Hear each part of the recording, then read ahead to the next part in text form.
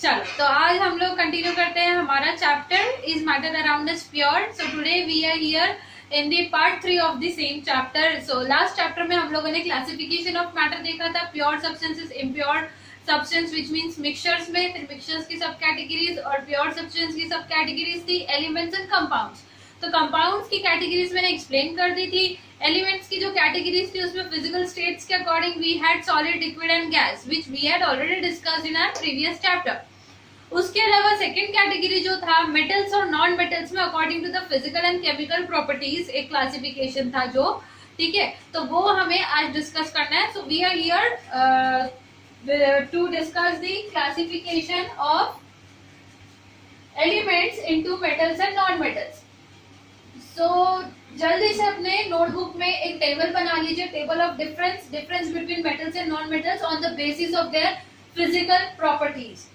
तो first difference क्या है फिजिकल स्टेट्स में. तो पहले मैं आपको बता दूं कि एलिमेंट्स क्या होते हैं. एलिमेंट्स मतलब क्या, सबसे प्योरेस्ट पार्टिकल जो नेचर में इंडिविजुअली अवेलेबल है, जिसको हम फर्दर ब्रेक डाउन नहीं कर सकते, जैसे कि हो गया gold, silver, iron, copper, aluminium, oxygen, nitrogen, hydrogen, ये सब एलिमेंट्स है. तो इन ऑल हमारे पास एट प्रेजेंट 118 एलिमेंट्स है, आउट ऑफ विच बहुत सारे जो है वो तो नेचुरली अवेलेबल है, कुछ आखिरी के एलिमेंट जो है मैन मेड भी है. ठीक है, तो ये 118 एलिमेंट्स को क्लासिफाई किया गया है पीरियोडिक टेबल के फॉर्मेट में, टेबुलर फॉर्म में. तो वहां पे जब आप ऑब्जर्व करोगे, अगर पीरियोडिक टेबल आपको पता है, तो लेफ्ट साइड के एलिमेंट्स मेटल्स होते हैं, राइट साइड के एलिमेंट्स नॉन मेटल्स होते हैं. So out of all the metals and non metals, सारे एलिमेंट्स में हमारे पास बेसिकली 22 नॉन मेटल्स है. कितने नॉन मेटल्स है? 22 नॉन मेटल्स है, और बाकी 92 मेटल्स है, और कुछ इसके अलावा मेटलॉइड्स है, मेटलॉइड्स. ठीक है, तो अब हम देखते हैं कि फिजिकल स्टेट क्या होता है मेटल्स का. Metals as we all know metals है, तो metal generally are of solid form, right? So metals are in solid physical state except mercury. So when I am talking about physical state, I am talking about physical state of metals at room temperature, NTP, normal temperature pressure condition, which is 298 Kelvin or 25 degrees Celsius and 1 atmospheric pressure. So exception क्या है? Mercury, symbol है Hg. Mercury is only metal which is liquid at room temperature. ठीक है, next हमारे पास non metals की अगर हम बात करें, तो नॉन मेटल्स का फिजिकल स्टेट क्या है? मैंने बोला कि 22 नॉन मेटल्स है, out of which 22 non metals में से 10 जो है वो सॉलिड है. ठीक है, 11 जो है वो गैसेस है. ओके, और 1 liquid non metal is there which is bromine. याद रखना है आपको, the only non metal which is liquid in state is bromine. Bromine non metal liquid है. 10 हमारे पास सॉलिड है, 11 हमारे पास गैशियस नॉन मेटल्स है. कौन से गैशियस नॉन मेटल है? Oxygen, nitrogen, hydrogen. इसके अलावा फ्लोरीन, क्लोरीन. ओके, नेक्स्ट हमारे पास है helium, neon, argon, krypton, xenon, radon. तो ये 11 नॉन मेटल्स जो है ये गैशियस फॉर्म में है. बाकी सॉलिड नॉन मेटल्स कौन से? कार्बन, सल्फर, आयोडीन, बचे कुछ फॉस्फोरस, जो भी है ये सारे हमारे पास सॉलिड नॉन मेटल्स के फॉर्म में अवेलेबल है. ठीक है, सो हमारे पास मेटल्स का तो एक ही फिजिकल स्टेट है सॉलिड, लेकिन non metals exist in all the 3 different physical states. Next when we talk about the hardness of metals and non metals, metals being solid they are very hard or rigid in nature except mercury. So they are basically rigid in nature. हाँ, अब mercury जो है liquid है. इसके अलावा कुछ soft metals होते हैं like sodium, Na, potassium, calcium. ये मेटल्स इतने सॉफ्ट होते हैं कि आप इसको नाइफ से भी कट कर सकते हो. Okay, so sodium and potassium are very soft which can be cut with the knife. तो आपको क्वेश्चन आता है MCQ, which of the following are the softest metals, or which of the following metals are exception to the rigidity. तो कौन से है? याद रखना है आपको, sodium and potassium. Non metals की बात होगी तो क्या ऑक्सीजन हार्ड हो सकता है? क्या हाइड्रोजन हार्ड हो सकता है? क्या लिक्विड ब्रोमीन हार्ड हो सकता है? कभी नहीं, क्योंकि नॉन मेटल्स गैशियस फॉर्म में है या फिर लिक्विड फॉर्म में है. अगर सॉलिड है भी तो वो पाउडरी फॉर्म में है ज्यादातर, या फिर स्टोन के फॉर्म में है, जो मिनरल्स के फॉर्म में है. तो actually they are not rigid, they are soft. ठीक है, non metals are soft in texture. Next, lustrous and sonority. What do we mean by lustrous? Luster means shine. So metals have their own unique shine because of which they are used to make ornaments, right? So सबसे ज्यादा lustrous metal कौन से हैं? Gold, silver, platinum, है ना? Okay. Sonorous, sonority. Sonority is the property or is the ability to make sound when they are hit with some other object. So when metals are hit with some other object, like sound आता है, right? This is a metallic part. इसको मैंने, या फिर ये मेरे हाथ में अगर कोई मेटल है इसको मैंने हिट किया तो यहाँ पे आपको आवाज आएगा, राइट? लेकिन प्लास्टिक का ऐसे हिट करने पे ऐसा आवाज नहीं आता है, इतना लाउड आवाज नहीं आता है जितना यहाँ पे आ रहा है, राइट? तो sonority means the property to create to make sound when hit with some other object. So metals are lustrous as well as sonorous. When we talk about non metals are non lustrous, non sonorous. Non-lustrous means they don't have their own shine, except we have 3 exceptions over here. पहला exception है iodine crystals. Iodine जो है ये crystals के form में मिलता है. Exception क्या है हमारे पास? Iodine crystals. पर्पल कलर के क्रिस्टल्स होते हैं, वायलेट कलर के. इसके अलावा डायमंड जो कार्बन का एक फॉर्म है, carbon being the non metal, diamond उसका फॉर्म है जो लस्ट्रस है. ग्रेफाइट, जो पेंसिल की आपकी नोक होती है, ठीक है, वो ग्रेफाइट होती है, वो कार्बन का एक फॉर्म है, वो शाइन होती है अगर आप उसको ध्यान से देखो तो. So diamond, graphite are the exception to non lustrousness of the non metals and iodine is also the exception. Similarly diamond is also exception to the softness of the non metals. क्योंकि diamond क्या होता है? सबसे hardest substance known है, right? On the planet Earth अगर आप पूछोगे सबसे हार्डेस्ट क्या है तो डायमंड है. एक डायमंड दूसरे डायमंड से ही कटता है, डायमंड से रॉक तक ड्रिल किए जाते हैं, डायमंड से सर्जरीज की जाती है बड़ी बड़ी, और डायमंड से ग्लास कांच को भी काटा जाता है. तो diamond is the hardest substance, it is an exception. Ductile. Ductility means what? Ductility is the property to convert into thin wires, to get converted into thin wires. So metals can be drawn into thin wires, which means they are ductile in nature. What do we mean by malleability? Malleability means the property to get converted into thin sheets when they are hammered. So thin sheets में अगर convert हो रही है कोई चीज तो उसको malleable बोलेंगे, और property का नाम होगा malleability, ability to be malleable. Fine. Most of the students get confused between ductility and malleability. So small trick as I always give is that duck मतलब सही जा रहे हैं, duck मतलब duck. ये क्या है? duck है. अब मेरी ड्राइंग तो बहुत अच्छी है तो प्लीज थोड़ा कोऑपरेट कर लो. duck. ओके, तो डक्टिलिटी बोला है तो आपको डक वर्ड मिला है, डक को याद करो. डक का सबसे अच्छा यहाँ पे क्या दिख रहा है जो मैंने पार्ट बना रखा है? उसकी गर्दन. उसकी गर्दन कैसी है? एकदम पतली सी वायर के जैसी, राइट? है ना, वायर के जैसी. तो डक, डक्टाइल, डक की गर्दन पकड़ो, वायर के जैसी है. So ductility is the ability to draw thin wires. बचा क्या? Malleability. So malleability is ability to draw thin sheets. Clear? So सबसे ज्यादा हाईली मैलिएबल मेटल्स कौन से हैं? डक्टाइल और मैलिएबल दोनों ही. Gold and silver are the highly ductile and malleable metals. Gold and silver are the lustrous metals and hence gold and silver are used to make ornaments as well, and they are the least reactive metals. तो जल्दी खराब नहीं होते हैं तो हम उसके ornaments बना के सालों तक पहन सकते हैं, राइट? काले नहीं पड़ते हैं. अदर मेटल्स जनरली कोरोड हो जाते हैं जल्दी, और वो इतने ज्यादा लस्ट्रस भी नहीं होते, इतने ज्यादा मैलिएबल एंड डक्टाइल भी नहीं होते, सॉफ्ट नहीं होते, तो हमें उनको कन्वर्ट करने में डिफरेंट डिजाइन में बहुत प्रॉब्लम होती है. So this is again 1 mark question. Non-metals are non-ductile and non-malleable. They cannot be drawn into thin wires or into thin sheets. Next, height density. Density we had already discussed. कौन कितना dense है, कितना heavy है, कितने number of particles per unit area या per unit volume present है उस particular substance के. तो metals जो है ये highly dense होते हैं. Non-metals have low density. The metal which is having least density, one of the metals is aluminium. So 13.3 gram per centimeter cube is the density of aluminium, which is very low, because of which it is used for making aircrafts, parts of aircrafts, aeroplanes or ships. क्यों aeroplanes? क्योंकि aeroplane को gravity के पुल को oppose करके ऊपर जाना है, तो उसका मास लाइट होना चाहिए, अदरवाइज ग्रेविटी नीचे खींच लेगी उसको।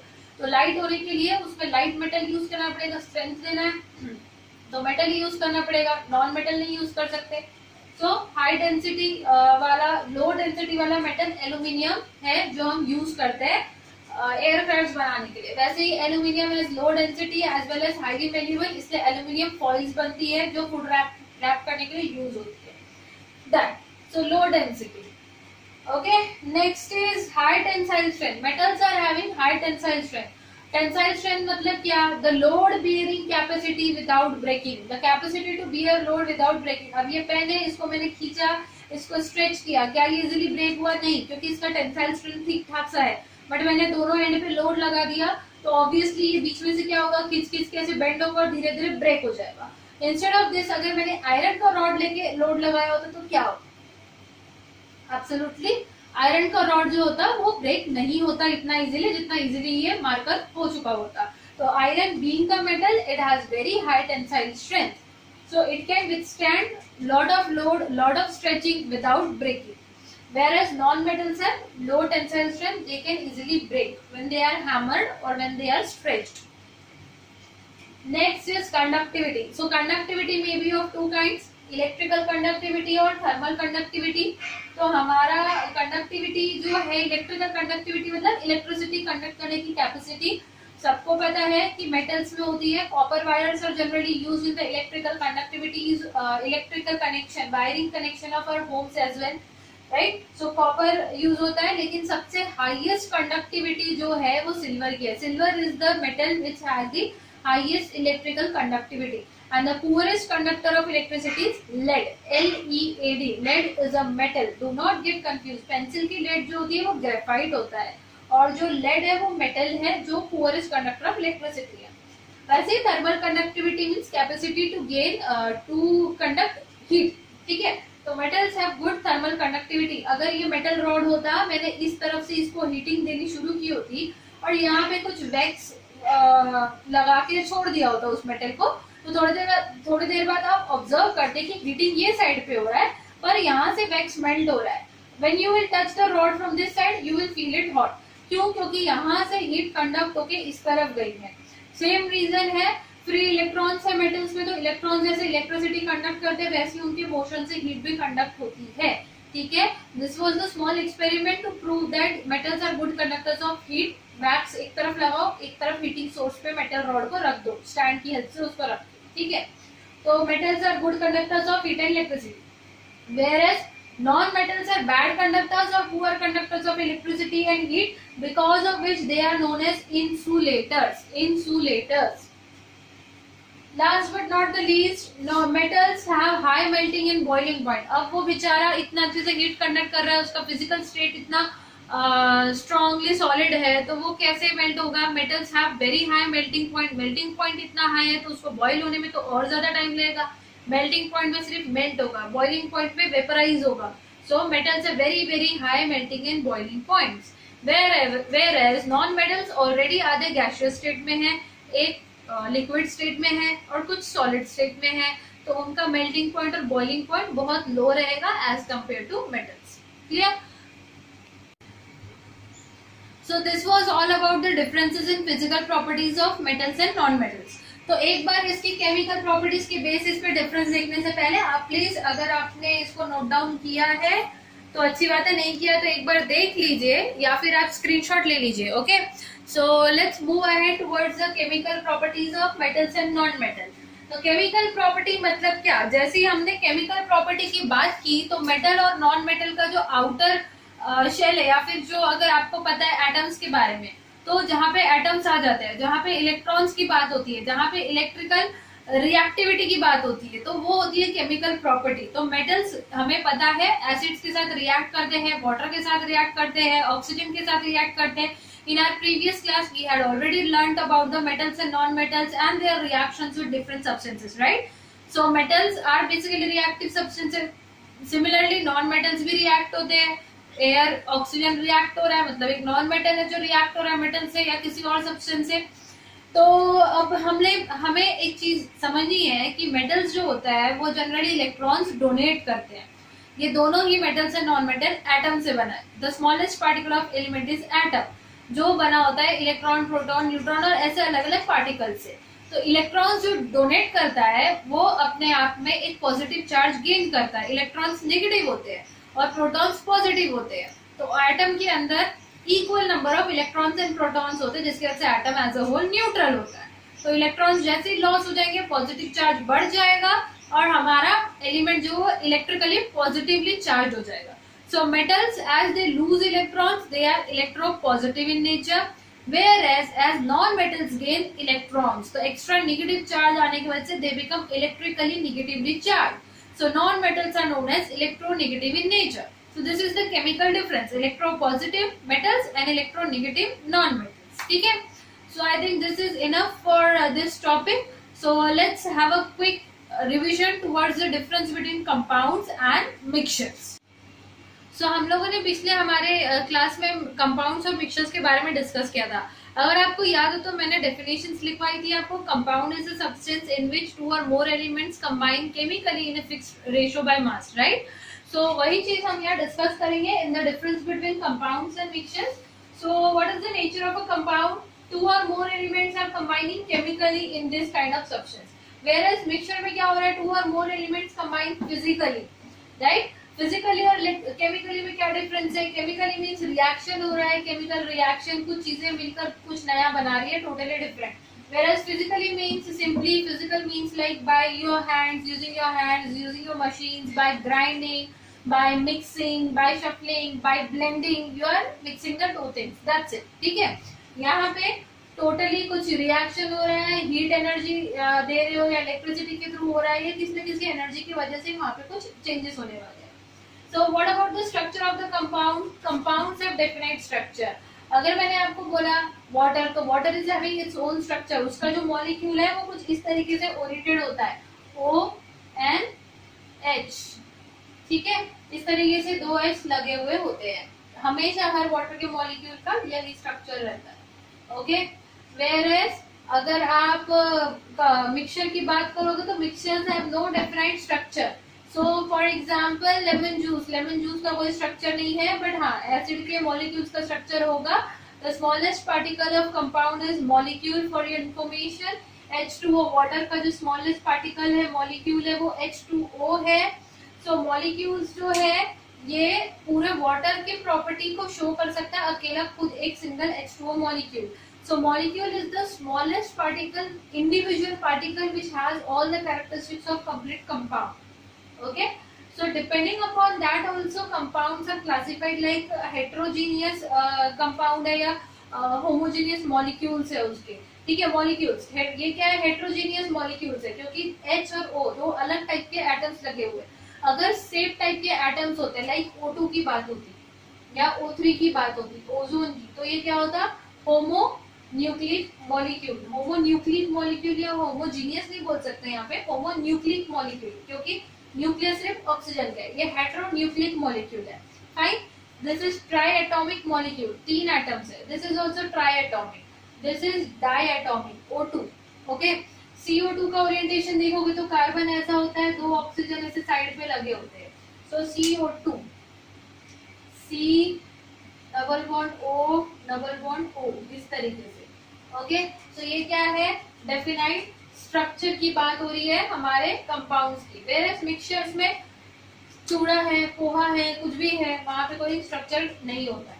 Next, if we talk about composition, constituents are present in fixed proportion by mass. Water में प्रोपोर्शन क्या होता है? हाइड्रोजन ऑक्सीजन का, करेक्ट, 1:8, ठीक है। Whereas mixtures में they are not present in any proportion by mass. Constituents are present in any proportion by mass. ये dash का मतलब सेम लाइन है, यहाँ की लिख लेंगे आप। Constituents are present in any ratio, any proportion by mass. तो कितना भी आप कुछ भी डालो कोई फर्क नहीं पड़ेगा।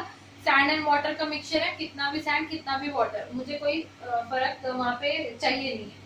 Separation of constituents, now constituents mix हो गए, अब उसको सेपरेट कैसे करना है?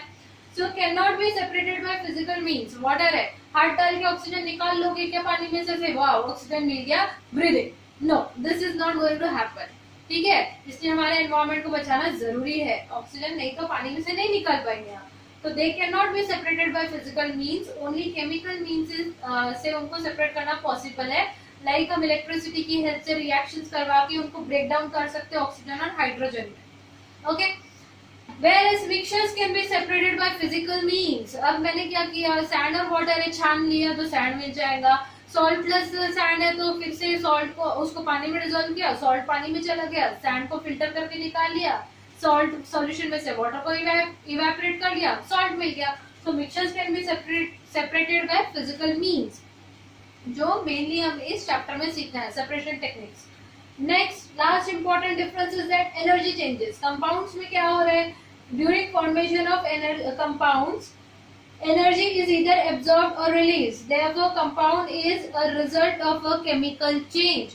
As we have discussed, H2O में से हाइड्रोजन ऑक्सीजन वापस निकालना है तो इलेक्ट्रिसिटी देनी पड़ेगी।